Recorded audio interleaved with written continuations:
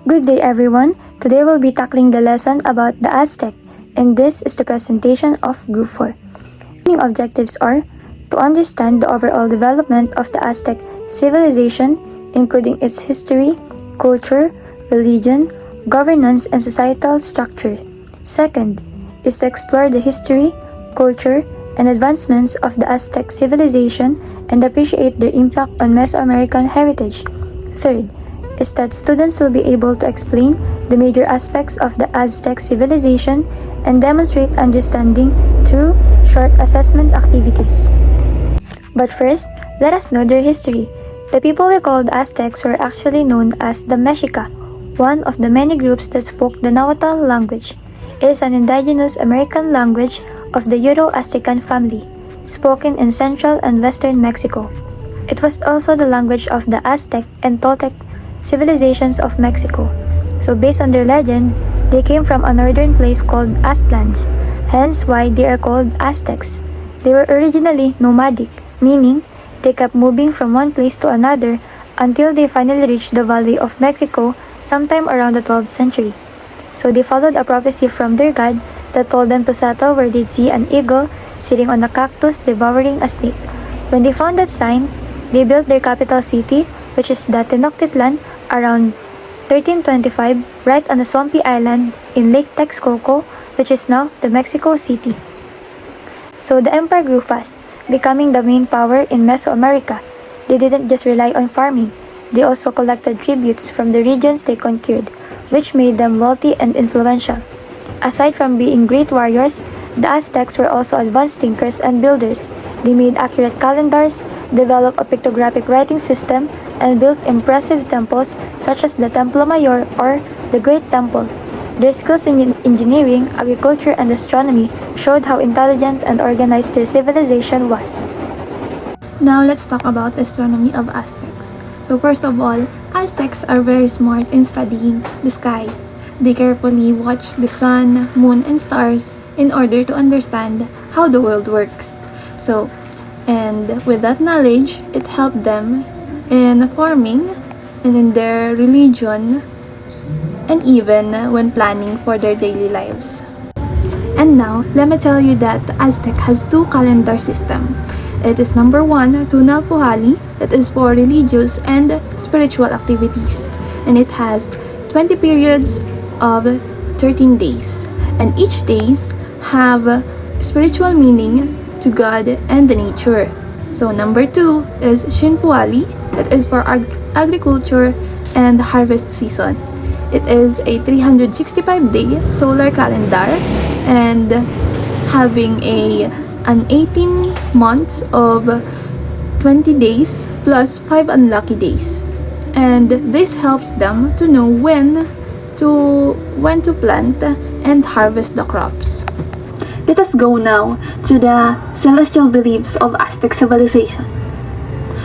So, the sun was the central beliefs of Aztec.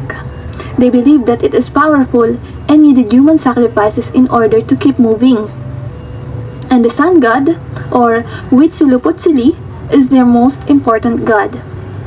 And also they believe that eclipse and other sky events are the signs from the gods. Aztec priests. They are called Lamatineme and they studied the stars and used their knowledge into making calendars. They also help people into knowing when to farm and held religious ceremonies. The Aztecs were also mathematically advanced.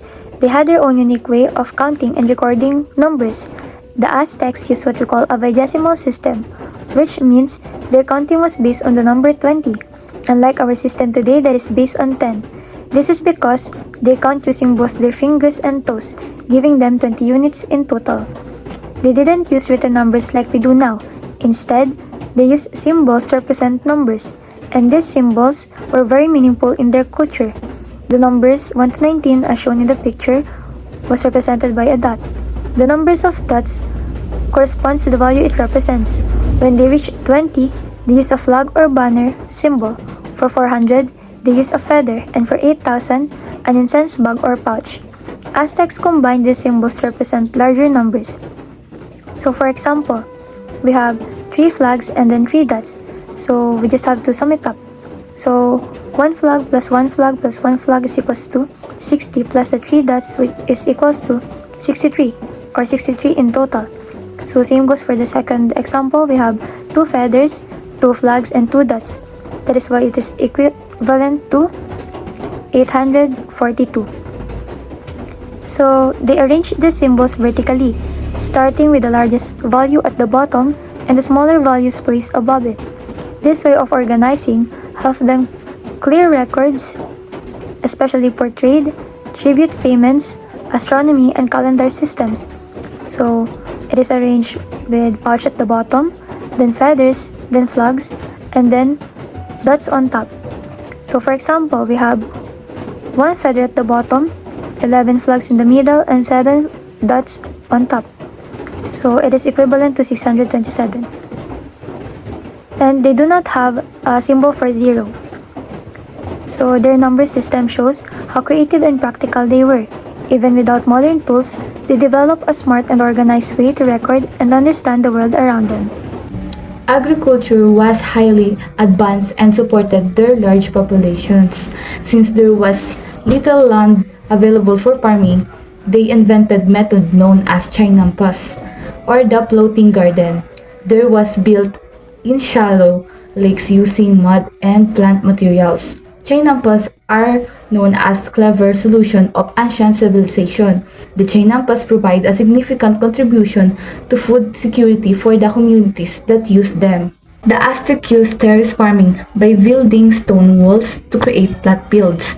They constructed canals and dikes to control water during dry and rainy season. This demonstrates their strong knowledge of hydrology and engineering. This method helped the Aztecs achieve abundant harvests in areas with difficult topography. The main crops grown by the Aztecs include maize, their staple food forming the base of their diet; beans, an important crop providing proteins; squash, provided additional nutrition and versatility in use; chili pepper, used in cooking and seasoning; tomatoes, important ingredient in many dishes; avocados, rich in health fats and nutrient; amaranth, a grain rich in protein and nutritions. Here's how cacao beans function as currency. Number 1 is purchasing power, used as money in transactions. Taxes payment, used to pay taxes to rulers. Trade, used to exchanging goods between regions. And social status, a symbol of wealth and social standing. Counterfeiting, fake beans were sometimes made. Cultural significance, held great culture and religious significance, often used in ceremonies and rituals. Agriculture was closely connected to the religion of the Aztecs. The Aztecs believed gods blessed them with crops. Tlaloc, the rain gods, was one of the main gods they worshipped for good harvest. They performed rituals, they conducted ceremonies and offerings to ensure abundant harvest. So hi guys, so let's talk about Aztec medicine. It is a blend of practical herbal knowledge and spiritual healing. It is believed that health was influenced by the balance of natural elements and the will of the gods. Healing involved both physical treatments and ritual practices. So let's go to healers naman. Healers is also known as TCT, or the plural is TCT. They were the highly respected specialists. This included between herbalists, surgeons, midwives, and spiritual healers, or the curanderos. They use an extensive cornucopia of medicinal plants. So, dito naman tayo sa causes of illness. So, they believe that the illness is caused by offending the gods and the evil spirits.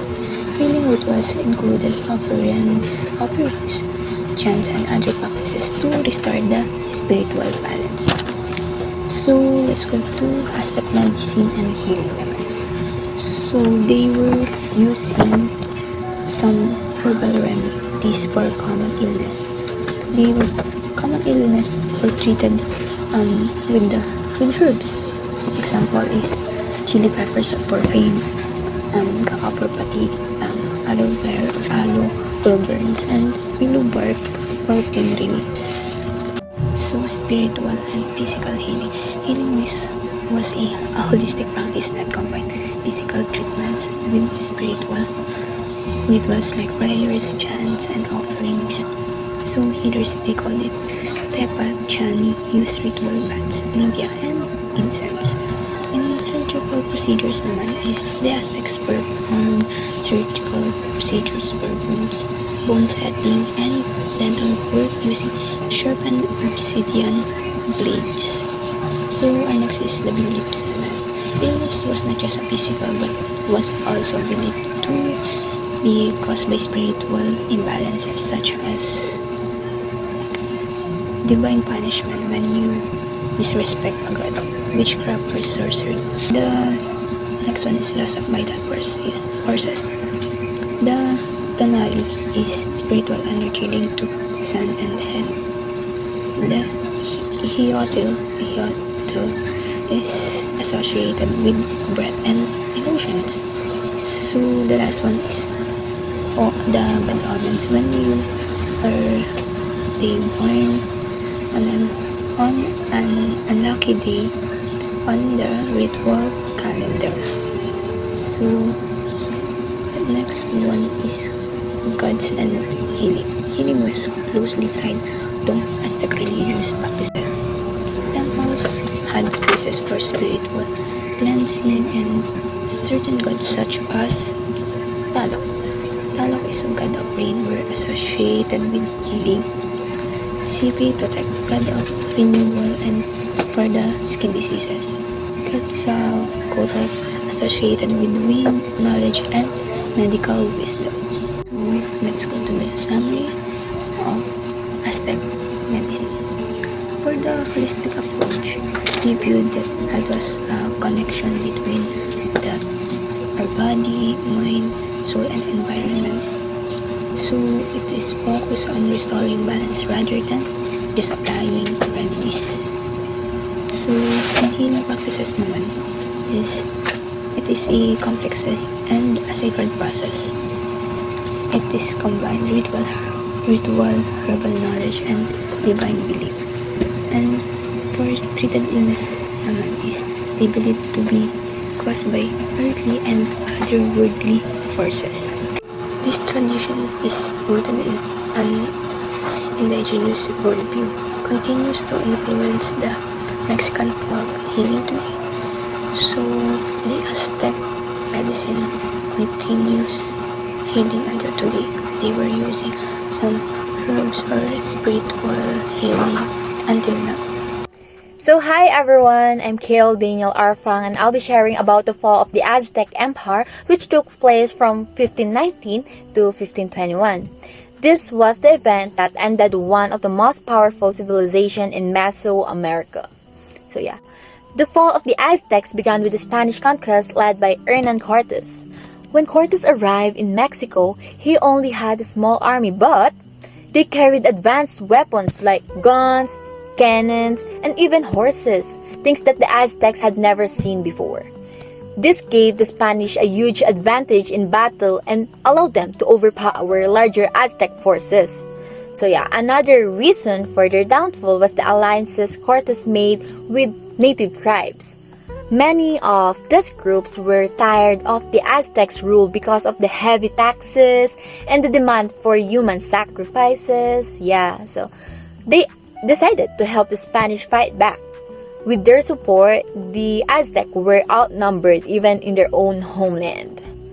The spread of diseases, especially smallpox, was also a huge factor. The Europeans brought diseases that the Aztec had no immunity against. So thousands of people died, including warriors, nobles, priests, which made the empire much weaker and unable to defend itself.